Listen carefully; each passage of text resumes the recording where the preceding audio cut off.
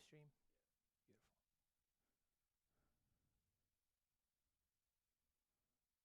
I gotta get a copy of this.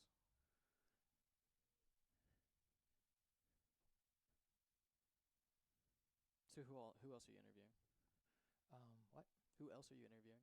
I did not today, nobody, but I done Robert and Anuj. Anuj? Yeah, Anuj. Who else did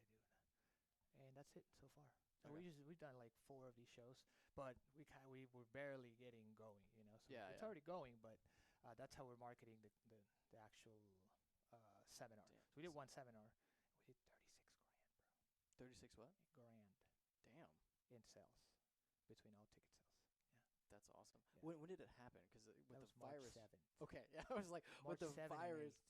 and 8. Yeah. Yeah. March 7 and 8. And that so I've got some students, and we're just kind of barely shifting back. We didn't stop. Mhm. We just made it every 2 weeks, group coaching. Okay. You know, so what else? We're gonna keep going, and now we're gonna take care of a strategy after you leave and kind of go over how we're gonna shift. Yeah. I've done a lot of training on because I'm building my online business, right? So I'm gonna be shooting out the scores. You'll see when it comes out, and the course will be it'll be 2 different courses into one. Okay. Yeah, right. It was a 7-step blueprint that will allow like a real estate investor or entrepreneur to like make that shift and pivot through 7 steps with a hybrid real estate strategy that has short-term rentals inside. Okay. So I'm making it very scalable in the sense that it could be delivered to anyone, meaning someone that's getting started or someone that's already there Yeah. or someone that has done 3-4 deals or someone with 5 properties. Yeah. 5 Hybrid is in what? Hybrid is a mixture of 2 things, right? So, and then you use the strategy as you grow it, right? So, and it's the hybrid part could be hybrid within short-term rentals, Yeah. meaning with different direct bookings. Is we ready? I'll tell you in a second. Okay.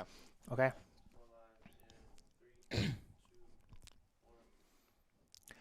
All right, guys, welcome back. This is the Texas Real Estate Radio Network once again. Your boy, George Salas, and I've got this special guest friend of mine, James Hale, who is coming to talk to us about his portfolio of 12 properties and discuss with us a little bit of how his bookings have been doing, what he thinks is going to happen in the future for them. Again, this is BNB Cashflow Mastery. We help real estate investors increase their cash flow through Airbnb. All right, so James, how you doing, man? Good to see you again. Man. Good Yeah. to see you again. All right. So let's talk a little bit about how your portfolio has been doing. Tell us a little bit about your portfolio and how it's been doing as far as now. Yeah. And what you think the demand in bookings, occupancy, and how cancellations have been over the last couple of weeks. And we can talk about also the next 30, 60, 90 days. Okay. So I guess to sum it up in one word or a few words, how my properties have been, how my bookings have been going, I would say better than expected, right? So back in March, we actually made money, which was a surprise, and we were very happy about that. April, I actually made a grand total of $384 out of all of my properties, right? Some of them lost money. Some were negative $600 for the month. That's a lot. And then it evened out with the and then others were positive, yeah, and it evened out to like just under $400. So that was great. I'm still in the black, I guess you could say. I forget if it's black or red, but I'm still in a positive. I'm still in the green. How about that? Yeah. I'm still cash flowing positive, right? And this month so far, we've already hit our minimums. So if everything keeps going, it's the 13th or 14th. If everything keeps going so far, we should definitely make money this month because we've already hit our minimums just through Airbnb bookings, not counting direct bookings or anything like that. Also, one thing that I didn't count in the numbers, but this does count, are fees. Right now, those are really important. We are getting some of the worst guests we've ever had. And it's not just me. It's not just him. It is everybody. They're coming out and they're like, man, there's a bug and I don't care about any virus or whatever. And they're just going to go, they're going to smoke on your property, all that stuff, right? And I am actually, part of my story is through a real estate agent and another investor who I was going to rent from who didn't know the laws on a certain topic. I don't know if my attorney wants me to say or not, but I didn't get a property I wanted to that I was going to live in and just Airbnb out part of it. So I actually moved into one of my rentals, my Airbnbs, right? Love it. Yeah. I got a 2-year lease on it type thing for a good low price. And so what this allows me to do and this could work for some of you, not all of you, but it actually allows me to go around, walk my properties, and say, "Oh, you're smoking? Really?" And just take my phone out and I love it. and they'll leave cigarette butts. I'll just take them on there because a lot of guests know how to con the Airbnb system now, right? Yep. So we will literally walk into a house. My cleaners will tell me it smells horrible like marijuana. Trash is taken out. Everything's cleaned up. And we're like, how can you take a picture of a smell? Well, you can't. But if you were there, 2 days ago, and you got a picture of them and a picture of the butts or the cigarette butts or something like that, bam, you've got your case. And we haven't had an issue as long as we submit that photographs. They haven't had an issue with us so far. So we get a pretty decent cleaning fee for that because we have to ozone it out and everything. I love it. Yeah, you if you use that ozone machine, it'll take the smell away, and then you're able to rent it within 24 hours. So we got one day. But what I wanted to say is, man, we've got an awesome claim system. So, right, one of my managers has actually worked on it, and she specializes in dealing with Airbnb, which sometimes could be a little bit of a problem, right? So because of these guests, they create some issues, and if you don't have a proper claims system, you've got that issue, right? One thing I would say to make sure you do, or to keep in the back of your mind with claims, is I got this in the insurance industry, because as an Airbnb host, you're being pinched between Airbnb and the guests, right? Same thing I had experienced in the insurance industry. Airbnb loves what I call paper proof, right? If you can prove it by paper or picture in their case, they'll buy it every time.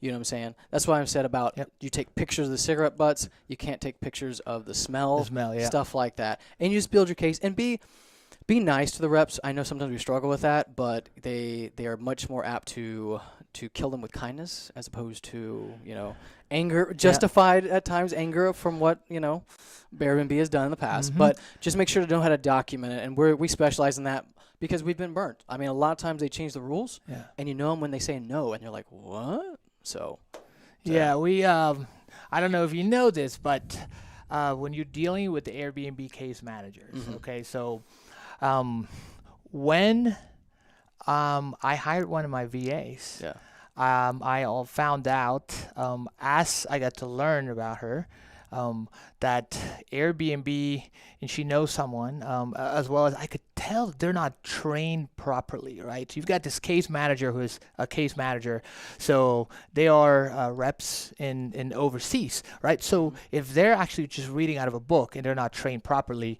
sometimes they come in, I would say they have no experience, they're just reading out of a book, right? They don't know how to handle and make calculated decisions that are in no one's favor, that are just fair. So their problem is actually interpreting the rules and guidelines and reading them and making a good decision based on fairness. I think they're just reading, and then if they see something that matches the description, they say no. Or they say yes. Or say yes, depending on it. So you've got to scale it all to an actual senior case manager or supervisor. Yeah. Or this is what I like to think about it. And I learned this in the insurance industry, is because you would call up a 1-800 number, you get what's called an underwriter, and they would be the approver or not, right? Very similar to what we have with Airbnb with their case managers, right? You get a hold of one. Most of the time it's an email. Sometimes you can call and get a hold of one. But always be in this mindset. They think this decision is their job or not. Right? Because that's what underwriters thought. And then they're in a similar spot, these case managers, of, hey, if I make a bad decision on this, and it could blow back in my face, and that could be my job.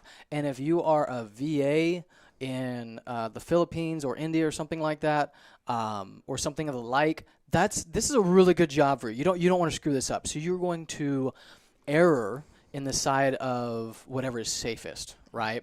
And so just keep that in mind, type thing. And also, when you get one, I got one the last week that he actually said, hey, I'm an Airbnb host myself. And I was like, gold mine. And so I just started asking him all these questions that we had for a while. And he answered them to me. He sent me all this stuff. He was just a gold mine of information.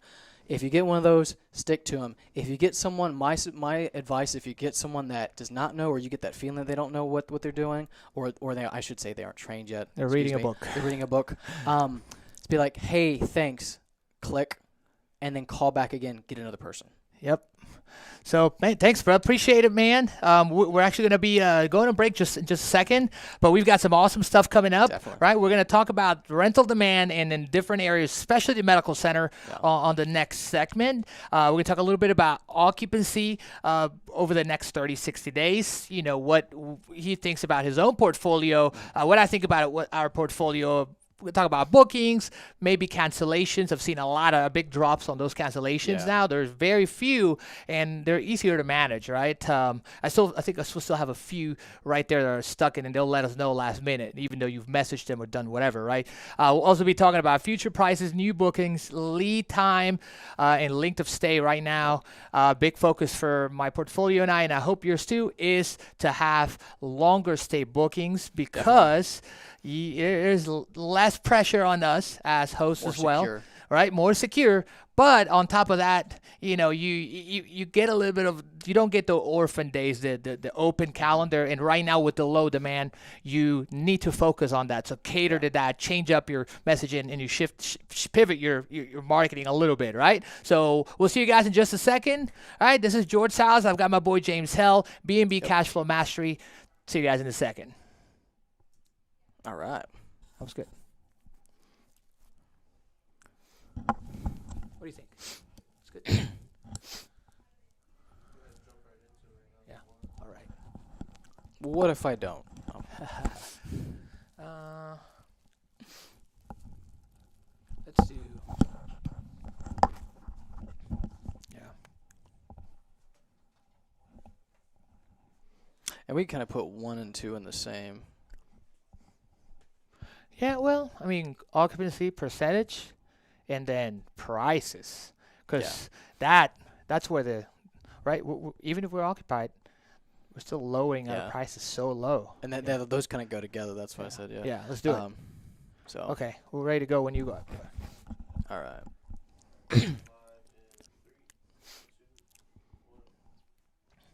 All right, we're back, guys. This is your boy George Salas, real estate investment strategist with my boy James Hale, also real estate investor, short-term rental investor of 12 properties in the Houston area, mostly medical center, right? Mostly medical center, yep. Beautiful, beautiful. So we're going to discuss a little bit about how our portfolios are doing as far as occupancy and pricing right now, right? So there's been a lot of cancellations in March and April. I think they've slowed down towards the end of March.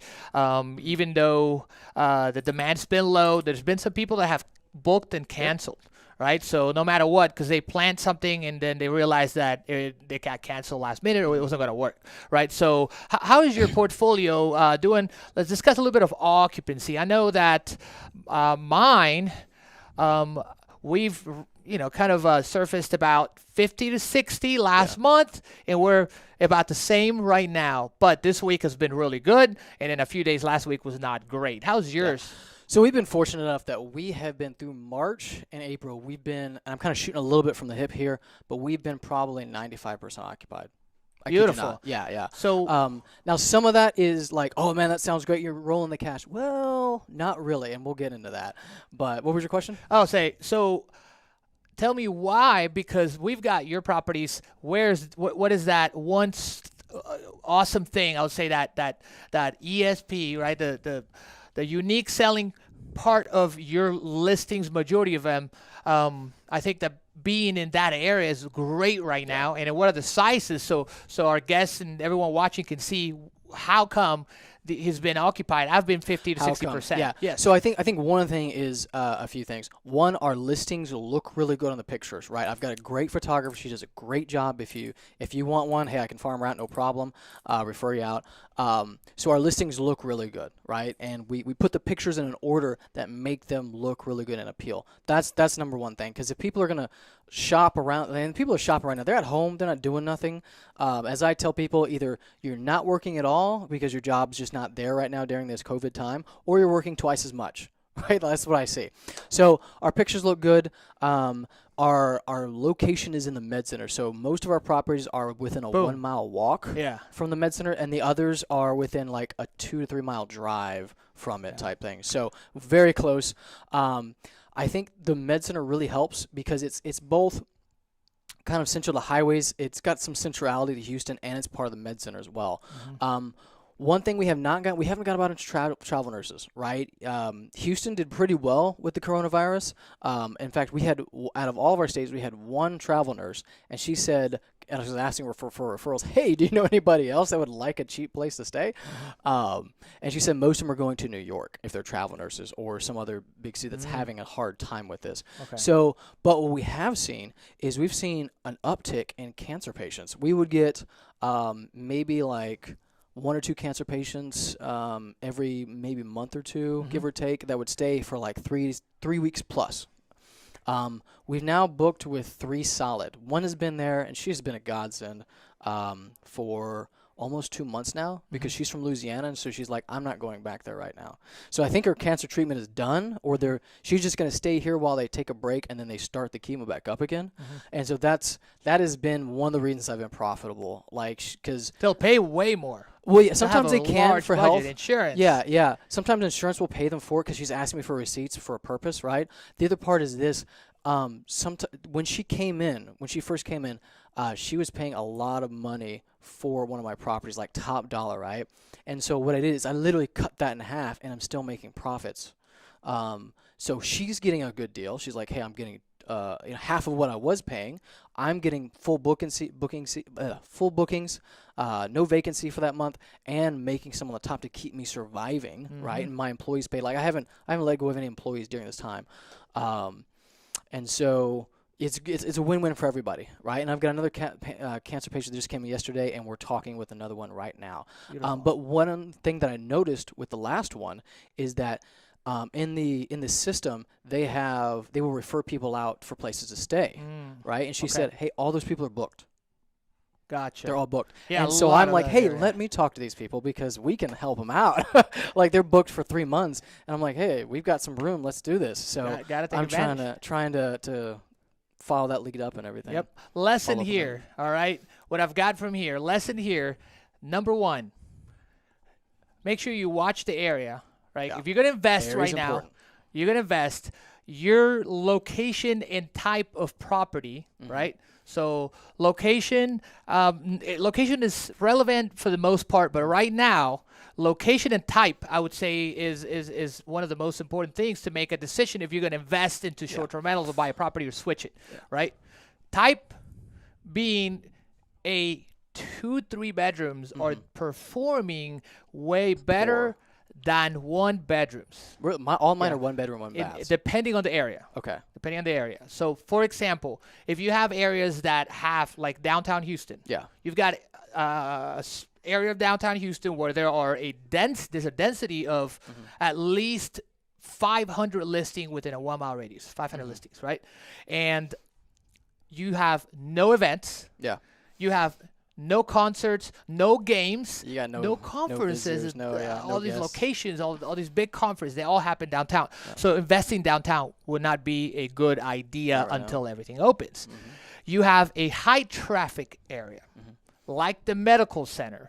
So that would be great. And not just high traffic, but continuous traffic, right? If hospitals shut down, then the whole world's in trouble, all right? Yep. And so I purposely put that there because I found a place that would allow me, and we became good friends, and we just basically opened up a bunch of them there. And like I said, it's within a mile distance from the med center. So, bam, there you go. And it had a good price for rent for the area is the other thing. So, but all mine are all 1 bedrooms. 1 baths, and then we have a couch that folds out into a queen size bed. So I have 8 listings in one big building, and these are not downtown. So I noticed there might also 1 bedroom apartments. I would say rent's like $1,000. Yeah, there's a rental arbitrage, right? Yeah, and those are actually getting 2 to 4 week bookings, compared to the downtown, which are getting last minute 1 to 3 nights, sometimes 4. It's getting better. Yeah. But being closer to that area, depending on location and type of property, you're going to have that mixture. So every little pocket is different. Since I've done a little bit of research, and now that you're saying yours are 95, wow, that's really good. Yeah. And they're probably longer bookings because you're in a medical center. So being around the surrounding areas of the medical center is going to also give us more length of stay on any of those, right? Any of those Yes, types no, of bookings. it varies type thing. Yeah. So sometimes we'll get doctors that come in, they'll stay a month or two at a time, Okay. and then we'll have it, chopped up like 3 or 4 days or 1 day or 2 days type thing. So it varies, but in general, I would say we are more privy to long-term bookings than our other properties that aren't. So Yeah. I would agree with that. Yep. I love that one actually. Yeah. Yeah. But the thing I would say, one of the reasons I invested in this area is because I said, hey, I know the demand is, even if the world ends, the demand is not going to go down for the medical center, right? It might shore up a little bit, but it won't stop. And so I may make a little bit less money, but I'm still going to be in business. And that is sometimes what you have to trade, risk versus security and the profits on that. So, Yeah. and I'm okay with my choice with rental arbitrage. But the thing I love about rental arbitrage, let's say I wasn't, well, it's in my LLC. I can just pack up and say goodbye and then trash the LLC and make another one. There you go.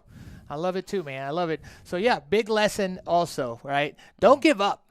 Like you've got either 1 listing, 5 listings, 10 listings.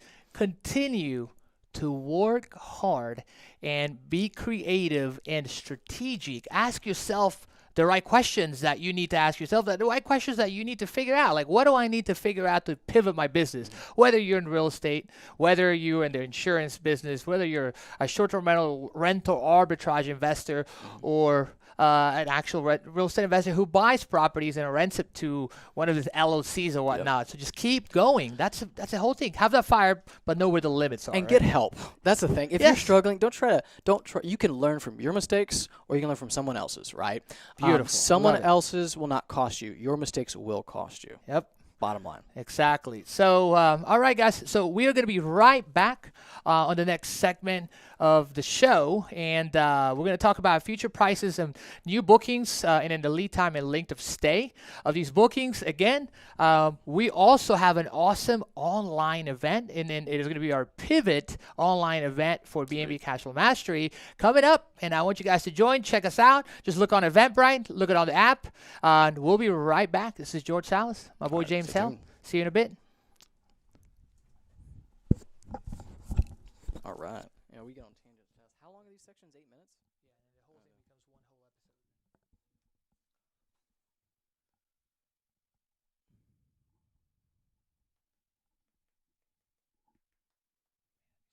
So how'd you get into Airbnb? I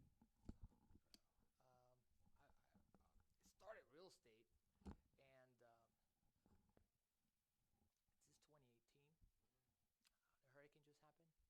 I literally just I was like, I need to do something.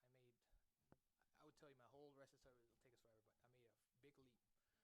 Hurricane just happened in 2017, and I went to Louisiana to take a 5-day insurance adjuster course, and it was 5 of us. Failed it on one of my best friends. He's still making really good money, but he works 20 hours a day for someone else, right? He makes good money, so that's good for him now. And I went and decided, hey, I'm gonna do real estate. I think that's for me, and it's diverse because as an entrepreneur, always have got ideas for all kinds of things. So and I implement really fast. So went and started flipping, right? So it took me 3 months to do my first deal, and I went to Jason's January seminar with I think his old education company. And from there till now, I've done 40 real estate flips, wholesales, subject to. I own a few. I own 5, and then I've got the 35. Not all of them are Airbnb. I'll also have a note, and I'm refinancing one, so I own 6. Yeah. So I've got wraps. I've got one in Hockley. I went to look, bro. There's no water, but there's a cup right there, bro. Yeah. We got one more. That's it.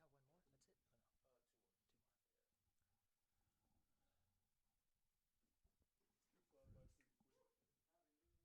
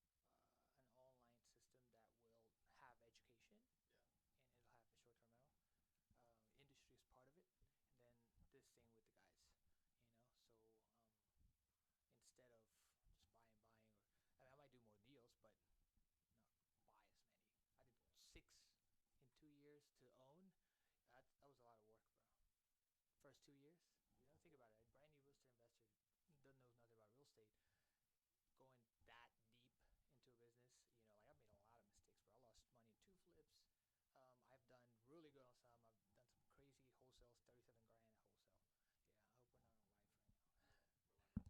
Yeah, I hope we're not on live right now. I think so. Yeah. Oh, what the heck happened here? Yeah, that's why I went to doing hard money and stuff.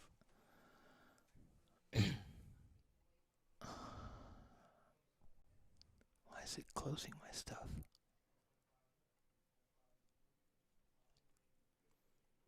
It's probably because I have a bunch of things open.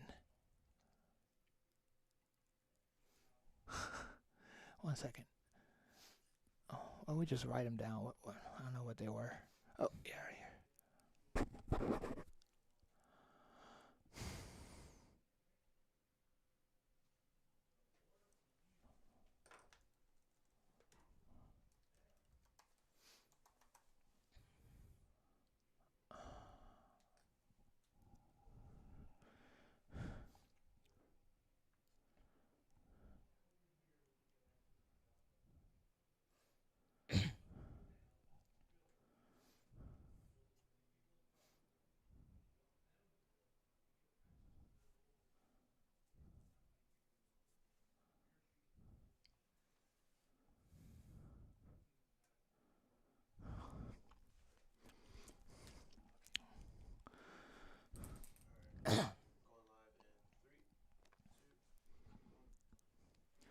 All right, guys, welcome back.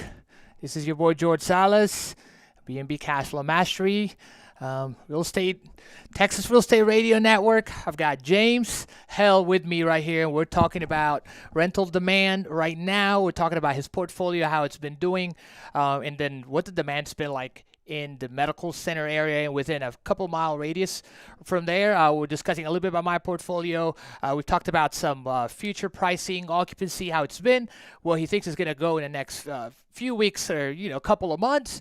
Now let's talk about some actual new bookings. And first of all, I've noticed over the last, I would say, 2 to 4 weeks, we've pivoted a few things, right? So it's been pricing, it's been look, strategy, messaging, marketing, titles. So I've tried so many different things, and I've actually learned so much while doing it, and then I've seen what works and I've seen what doesn't, right? So, but what I've noticed is that even when the demand went away, you still had demand. So to catch that smaller demand, we had to pivot, I guess, the amount of the price that you're charging last minute. Okay, so James, tell me what does your portfolio look like as far as last minute lead time on your bookings? Over the last 30 days now? Yeah, so shooting from the hip. Well, I'll tell you this right now. So way back before all this started, I knew I could sell pretty much any property for $29 a night at the bare, but like people would pay that much, right? If it was $30, $49, $59 a night, maybe not. You couldn't get an orphan day. But if I lowered it down to $29, I knew it would sell, right? Or there's a 90% chance it would sell. That was like our baseline number, with our cleaning fee, of course, which was $59 at the time. Now it's down to $29.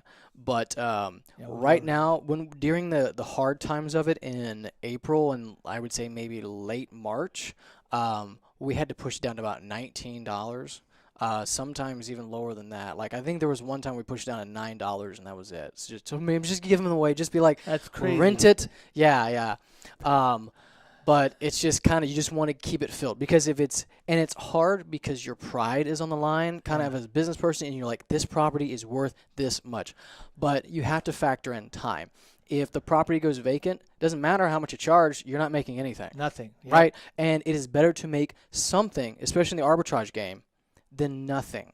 Right? Exactly. As we've seen, then that's what you had to adjust to. If you're not adjusting to that right now, then, or at least in April, then you're not going to survive. And people like me and you, we're going to survive. And then when everybody else is gone, we're going to be able to charge a little more if demand picks up. When demand picks up. It's coming back. It is. We have seen, like just this month, we've seen an uptick on people booking for longer, people booking for more ahead in the future, people paying higher prices, right? Like I see the the payouts come in because they just come in as they roll in, and instead of like $200 for like 4 reservations or whatever, I'm like, okay, it's as high, almost as high as it was. It's getting there. Yeah. You see an uptick in these things. So I definitely know, like, we survived April.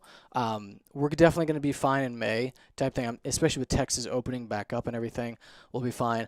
The only thing I'm wondering and I'm worrying about, or in the back of my mind, is what if we have like a second lapse of COVID? You know, what's going to happen then? I think people are going to be just as scared as they were, maybe more. I think it'll just drag out time, right? And in Airbnb, or in rental arbitrage with finances, time is either your friend or your enemy, right? Yep, exactly. So it just depends on how that goes and how safe consumers feel. I know I've seen like an uptick of people coming in for work. Like we had 2, I think, yesterday that booked and like, hey, I'm here for work type thing. So it's like, cool. Yeah, so there's a little more traveling when it comes to work. Yeah. And when it comes to people like single, smaller, right? There's some families, so the outskirts of our Cypress and Hockley properties, there'll be families coming in like either for a weekend. So there's people been throwing parties too. So we've pivoted that also. I found a great technique to do to change that and make sure it doesn't happen again. Even though we've got cameras, we've got this. So now, bam, we made it happen. And then guess what? There have not been any for the last. I'm curious because we haven't had a lot of issues with the parties. I do a lot of 1-bedroom, 1-baths. Just kind of the bread and butter type thing. So we've dealt with 2 parties in my 1.5 years of experience. Yeah. Okay. So the little pivot was actually when they book, sometimes they don't read the house rules, right? Yeah. So I created an extra step for my team to make do not give the codes until, because we have timed codes, right? We do not give the codes until they have actually repeated what we've asked them. Please answer with this. We also call them, right? And ask them, hey, make sure that we've received a lot of parties, this and that. And I also added a noise monitor inside instead of just a camera. So now I can tell if they're even being louder, right? Now you can't see them with the noise monitor, but you can actually pick up the voices. Decibel. The decibels. I don't know about this one. The number of people for the voices. Yeah. So let me say, I don't have any cameras installed in my units. I think it might be something that people might be scared of and not book. Do you Outside. see that? Yeah. We used to have them. I removed them because they were saying, oh yeah, this and that. But hey, we put it in the house rules, and then you need to read them in 2 places, and then we'll just encounter issues. So we removed them from the insides, and then now we just have them on the outside. Either one of our properties has a front Ring doorbell, and we've got the subscription to record.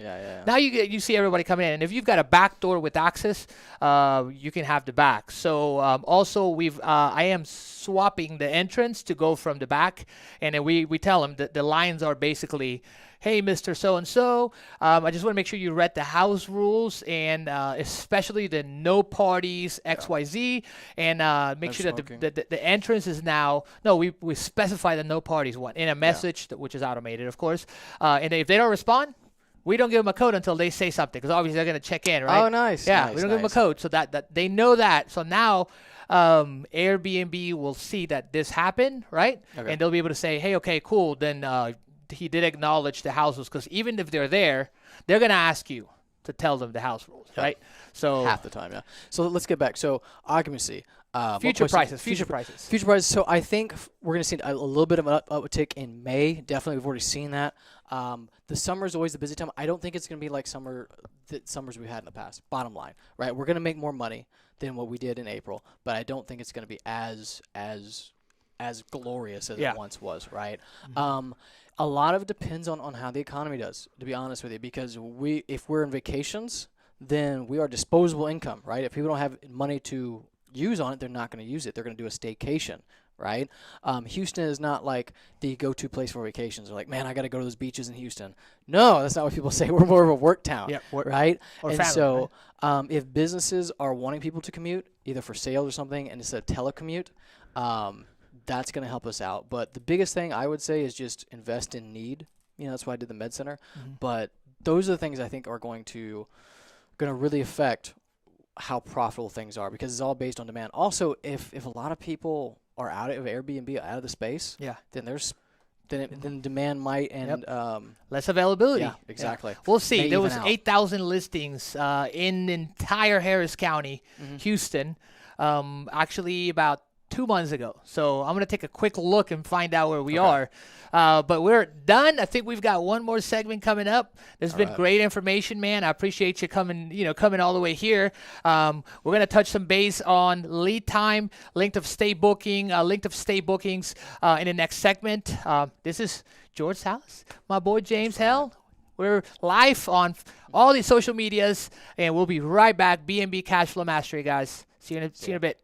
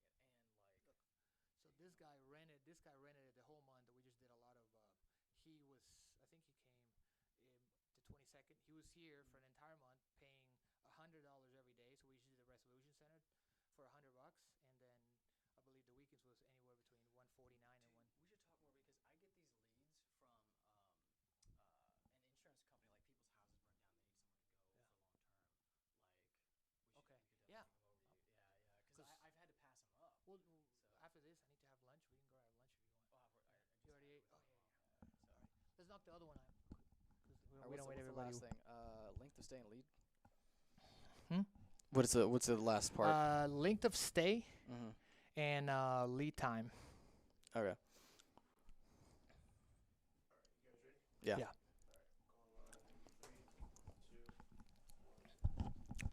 All right, guys. Welcome back.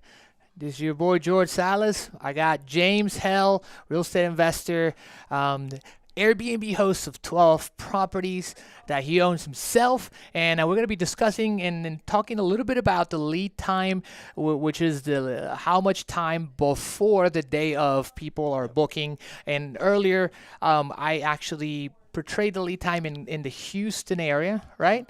And I believe it was the last episode. And right now, in downtown, within 850 properties, the average lead time is less than 7 days for a studio, 1, 2, 3, 4, 4 plus, 4 bedrooms and plus, right? So that's average lead time, which is crazy.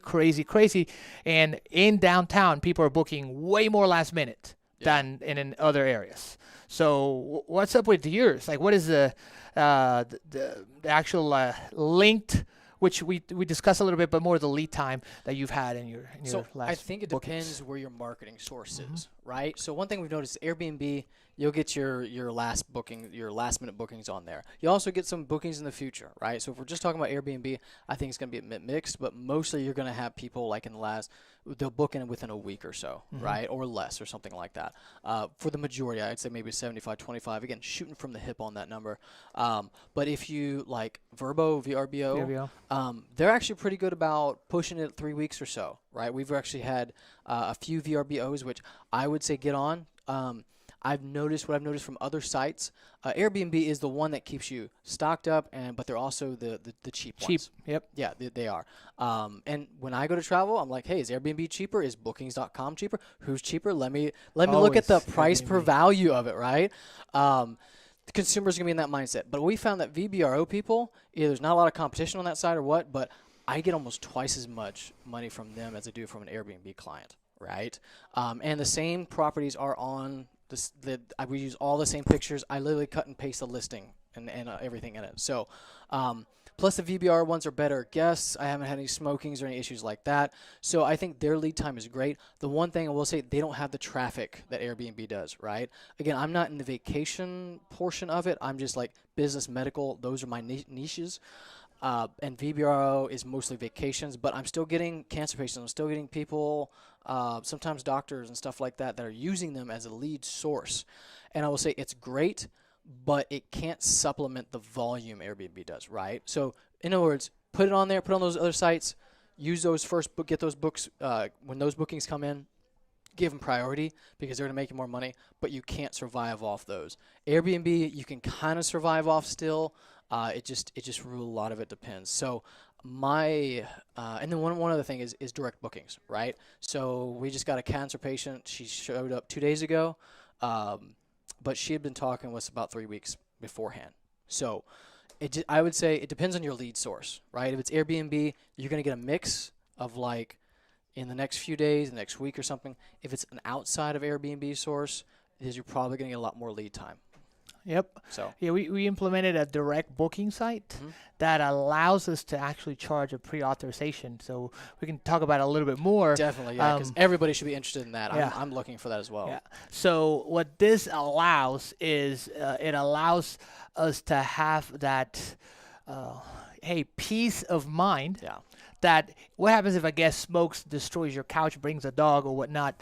You know, if you have that ability to charge and pre-authorize an amount, then you're more protected. And I would say maybe 1 out of 10, maybe a little bit more now, but on a regular basis when there's there's more demand, which we'll get back to. I think that the quality of people, depending on your lead source, will bring in an average of one guest that will really kind of break one of your rules. Yeah. Right. And it's one of those things, no matter if you're a host of 100 or a host of 1, eventually you're going to have someone break your rules, right?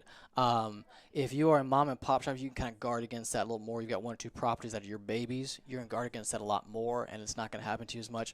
But if you've got like 10, 12, 20, 100 properties, you're going to get that on a regular basis, and you need just to have things in place in order to combat that and to take care of it. I love it. I love it. I love it. Okay. One more other thing. Yeah, I actually sure. read an article on the way over here that talked about France is coming out with its own rental website that's going to be, they want it to grow and be on par with Airbnb and Bookings.com. So wow. France is, the country is actually putting this together. So the government in France is doing that. So I don't know. I'm curious if what that's percentage if that's really going to affect us in the U.S. I really don't know. But at the very least, it may get us a lot of French or European clientele that are coming here. So keep on the lookout for that. Yeah. 25% of all of Airbnb bookings actually come from Europe, right? Europe alone, and their bookings have dropped. But when this all ends and the industry comes back, I think you need to be on the lookout for that. Yeah. You know, so direct bookings. And it will. People will travel. Like it's one of those things. It's both a need and sometimes and a necessity. A need and necessity sometimes and a luxury in others. But travel is going to be like hotels have been around forever, right? So it's going to come back. We just don't know when the storm will be weathered. So. Yep. Survive. Yes. Right now, survive. Okay. Revive. I would not expand too much right now, Yeah. not unless you've got a year's worth of income in the bank or something like that. Yeah. But put together, always that vision in my, I've been able to, and I teach some of my students this, right? Hey, you don't have to do the whole thing shebang right now. Just wait a little bit and see what happens. Survive, and then, but have a plan to kind of come back. And I call it survive, revive, and then thrive, right? Exactly. So I was watching a training with Darren Hardy a couple of, I think it was last week, and his actual intake on how the economy is going to come back, how the market's going to come back is, like Q2 is going to come with really low bat numbers, right? We all expect Q3 is going to just lift up a little bit. Q4, it continue to lift up, and then next year, 2021, we're off to the races. So, and I think we're good to go, and it's a perfect time to invest in short-term rentals. And a lot of it is how, if people are going to feel safe to travel and stimulus money, those are going to be a huge effectors, huge things that affect it. Because if people all of a sudden feel safe and they have money, they're gonna get out of the trap. People are cooped up from their house for a month. They're waiting to get out, man. I'm waiting to get out. So. Me too. I'm probably going to go to Antarctica this year, not Europe again or China. Switch it up. There, yeah. Get that seventh continent off the list. But hey, do you want me to leave my contact info? Oh, absolutely, man. Okay, Yeah, so we've got a couple minutes. I've got mine that I manage. I also manage for others, and they have been very thankful, especially during this process where we've helped them with both the bad guests and just to stay profitable, because there's a period where they just said, hey, let me do it for 2 weeks. They didn't have a single guest. Then I called him. I stepped in. I said, hey, I'm going to step in. This is what we're doing to adjust. And all of a sudden, he got a booking that day and the next day, and then it was just off to the racetrack from there. So my number is 832-304-4253. Again, 832-304-4253. You can give me a call, shoot me a text if you've got interest, if you need help, if you're tired of pulling your hair out and you need someone else to manage for you. Let me know. We're here to help. We're here to survive together. Survive, revive, and thrive, That's baby. right. Yes, sir. And just to let you guys know, we've got an awesome event coming up. And I want to say thank you to my boy right here for joining us today, man. Thank you very much. Our event is June 6th. So check us out on Eventbrite. Fastest, download that app. The website will be up in just a minute, a couple of days, actually. It is the Pivot Edition of B&B Cashflow Mastery, June 6th, online.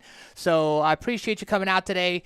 This is George Salas, Texas Real Estate Radio Network, B&B Cashflow Mastery. Thanks again, man. All right, buddy. All right. See y'all later. See you guys later.